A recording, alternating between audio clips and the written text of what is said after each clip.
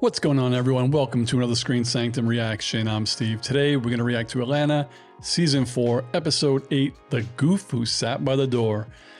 All right, last week we had Snipe Hunt. That was a nice little family outing for Lottie, Ern, and Vanessa. It was beautiful. I loved it. We're winding down on Season 4, the season and the series finale. After today, we only have 2 more episodes, so I want these to last as long as possible, but unfortunately, they can't. If you're watching this on Patreon, happy Halloween, everyone. If you're watching this on YouTube, well, I hope you had a great Halloween last week. So I'm just gonna get right into it. But before I do, if you've already subscribed to my channels, thank you. And if you wanna see my full reactions and watch alongs, check me out at Patreon. All right, Season 4, Episode 8, The Goof Who Sat by the Door in 3, 2, 1, go. All right. Oh, Black American Network. This reminds me of the Season 1 episode when they were on TV. Fact check to the best of our abilities. And may not be endorsed by the Walt Disney Company. Well, that's kind of funny because they own Fox and FX. The 1990s were a golden era for the Walt Disney Company. Damn. Edge of bankruptcy. Beauty and the Beast earned a Best Picture nomination, and The Lion King This is broke box crazy office that they're doing this. worldwide. That another cultural milestone emerged from that fateful day. It's a story so unbelievable. Now, How did this young, is this true? Black, unassuming animator, as the CEO of Disney, at the company's most powerful moment in time? This isn't true. It was Michael Eisner. Back then, I think. The Goof Who Sat by the Door. All right. Now it makes sense. Goof, Disney, Goofy. We named him after Tom Jones.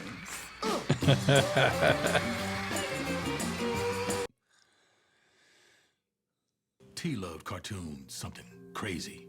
I mean, he was always drawing on his desk, in the margins of his notebook, Goofy. textbooks. He just drove our teachers crazy. He was obsessed with this one cat named Astro Boy. Oh, yeah. Yeah, I used to watch it with him. And I remember thinking, it's kind of boring. We couldn't even ride our bikes outside because niggas will take it from you. Straight to your face. They do not care. Yeah. Crying? What? So? Yeah, unfair. The boys picked on him. I mean, he just wanted to draw.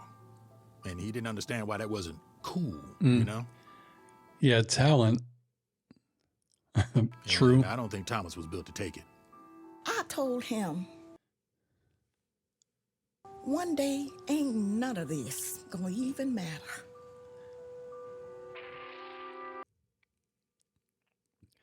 Can't believe he did like a real documentary. In 1987, Thomas left East Atlanta to attend Savannah College of Art and Design. In his application, he wrote about how he wanted to work at Disney one day. Now, Goofy, he was a dog. He was someone who wasn't aware how slow-witted he really was. This is such a good mixture of like fact and fiction. I don't even know where it crosses. Gravitated to him. A half-wit, a shiftless, good-natured colored boy. Probably and isn't a hick. He is a great episode to react to. It's just a fascinating episode. He has to, but because of would how creative it is. Avoid overexertion. So he takes what seems the easiest way.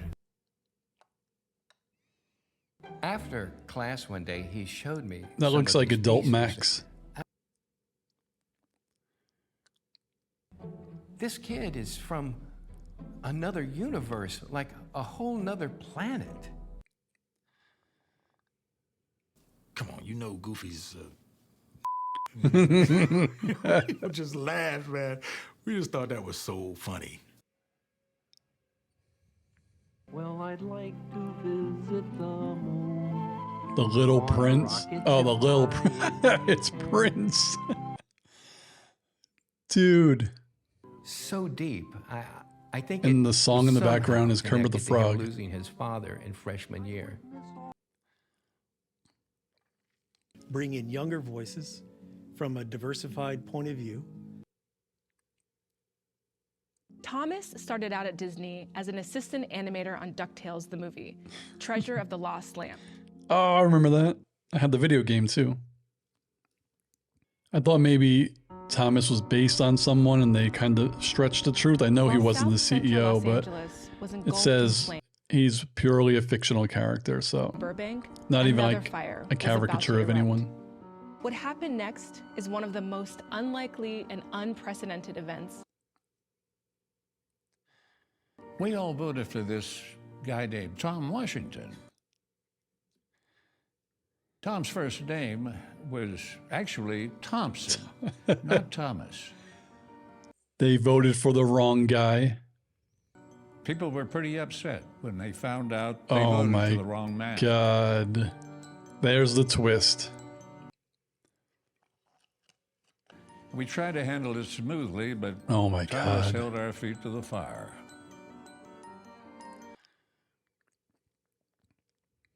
That's Disney pretty is now in freaking radical funny. new territory, but entirely by default. So you have this young animator.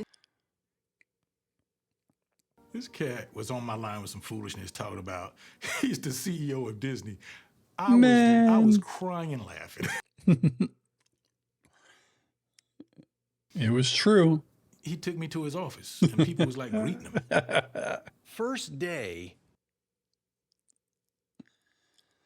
which is where everybody hangs out before we get to work. Man. And he shows us a frame of animation of Goofy. Mickey has Pluto on a leash, and it gets real quiet. Why is Goofy letting Mickey do that? And, you know, Yeah. we're all confused. They're both dogs. That's the big question. Goofy's a dog, and Pluto's a dog. So why is he letting Mickey do that to one of his own? Yep. Say a character slapped somebody across the face. They would get a senior artist to do the fun part. Frame Oh that my define the God. movement. What? The in-betweener draws all the many little frames in between. Is that true? For years and years. But as soon as Thomas I gotta came look in, this he up. said, I want you to be lead director on this.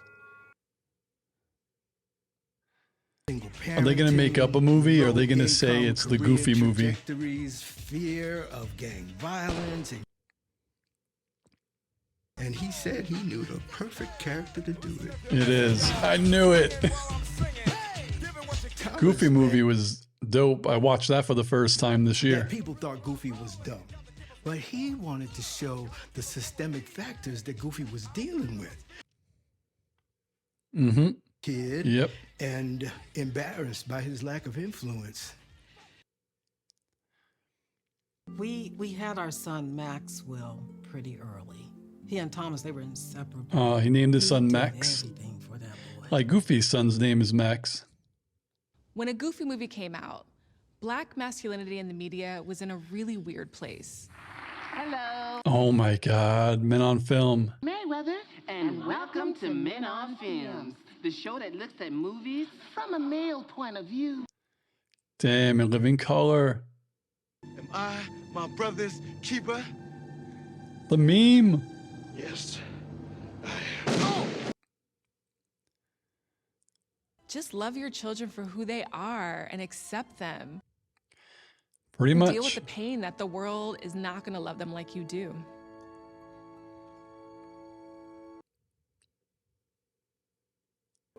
I think my dad was making a comment on Black exceptionalism. My dad wanted to prove Like no one those limitations really paid attention to just Max until he entertained limits everyone. put on us by outsiders. A lot of the film had deeper meanings. Interesting. And word got around that it meant a lot more in Thomas's eyes. We have never truly drawn authentically black characters, characters that act. Oh, God. Now, Tom went out on assignment, researched, hung out, went to a couple black cookouts, said the wrong thing, got his ass beat. He's more aware. He's more knowledgeable of how to draw. Okay? Thomas tried to pull back when That's the complaints started, and we were getting hilarious complaints from everywhere. From the beginning, I'm not here for a long time. I'm here for a good time. He knew he was gonna get fired, but Drawing a pair of gloves dapping, I don't know, over 5,000 times. I just kept hearing, that's not a dap, that's not a dap. See this angle of these knees? Draw this. Get this down, okay? One time, I just couldn't take it. This is And he was up there genius. drinking whiskey with Robert Townsend and Janet Jackson, Sinbad and Adina Howard. Everybody used to be up there. Oh my Eddie God. Murphy, Arsenio Hall. Damn, they got Kadeem Brian Hardison, McKnight. He was in Harrison there. Ford. He did the voice. Imagine Disney. Damn, they got Sinbad too. You had a smooth-looking brother at the helm. You know, I've been listening to this Tevin Campbell. Mm. And from then on, it just had to be Tevin Campbell. Oh no, Tevin Campbell was the voice, and that's right. I thought it was Brian McKnight.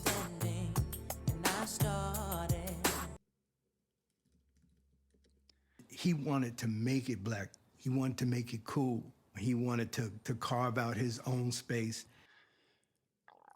Man, only from his own culture. only Atlanta could get away with loading his culture an into the episode stuff that we were doing. with none of the characters. I say it all the time. This is to remind me that they don't know who the fuck I am. Oh my God.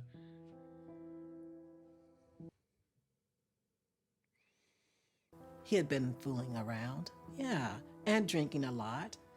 And he got pretty mean. Shit. Which he taking never, a dark he'd turn. Never done that before.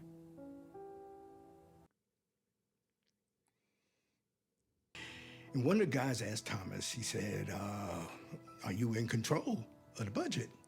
And Thomas said, of course I am. Did this chilling laugh. Oh my God, he did the goofy laugh. You know, like Goofy? Oh my God. The company knew he had to go.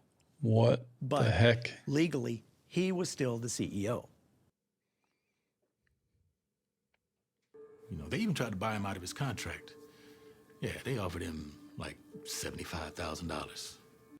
What? We offered him $75,000? $75 million. Yeah, I was gonna say Paid out over 10 years. $75,000. That Powerline concert at the end, it wasn't supposed to be all honky-dory, dancing. No, it wasn't supposed to be like that. Oh my God. Goofy was supposed to get shot at the concert. You know, a black man runs on stage like that at a major venue? Come on, man.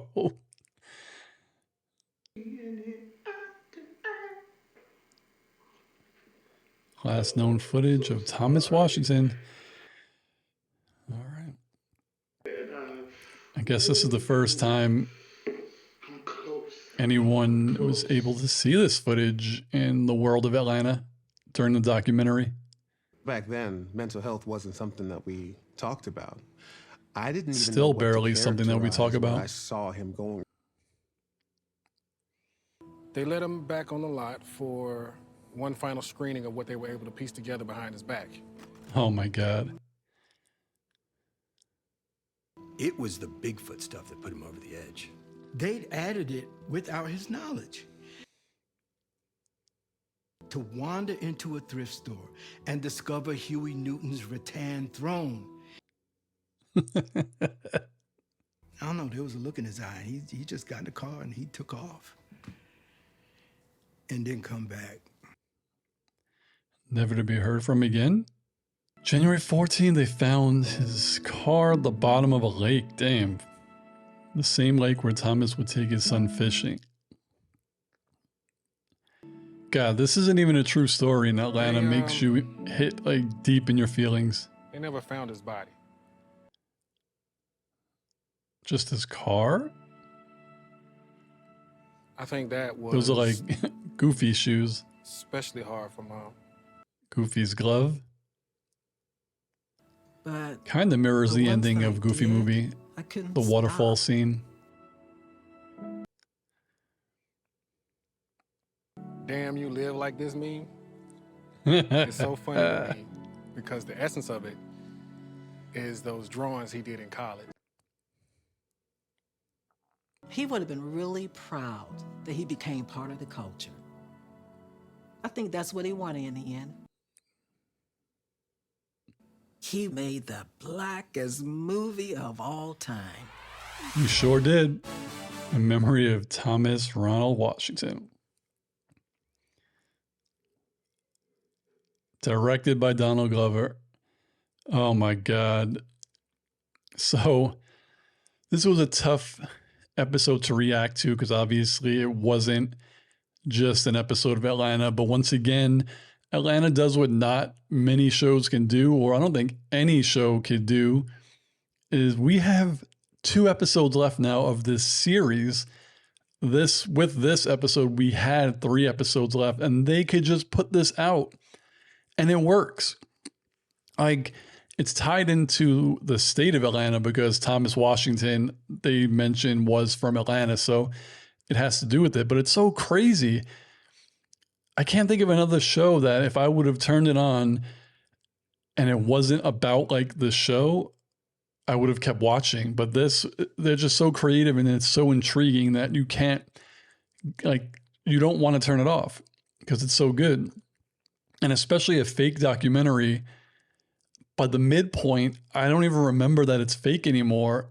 And it's kind of like the tragedy of Thomas Washington, basically, this fictional character that I shouldn't be having feelings for because I know this is made up and it's a comedy. But once they start getting to kind of like the tragic portion of his life, like I was feeling it like this was a real person. It was so crazy.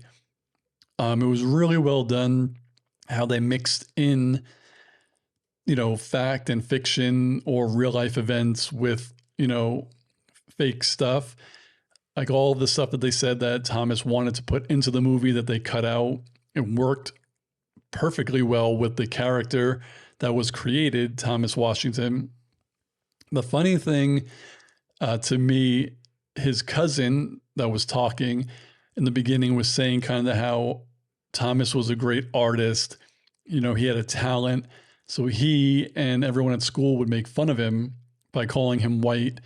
And I'm sure that still goes on today. When I was a kid, I'm 43. So even when I was in my like 8, 9, 10, 11, even now, a lot of times in media, when you see a black person, not just an African-American person, but a black person in general from anywhere that is smart, well-articulated, dresses well, there'll be some people that want to be negative and tell them, oh, why are you trying to be white? Which is crazy. But the funny thing about Thomas Washington is his cousin and the people at school would make fun of him and call him white.